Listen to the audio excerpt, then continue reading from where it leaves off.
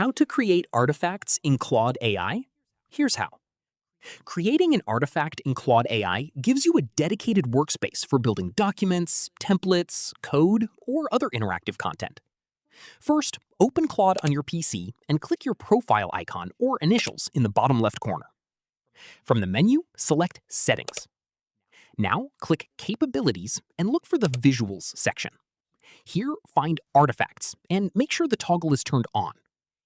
If Artifacts is already enabled, you can continue. If you don't see the option, try refreshing Claude and check again.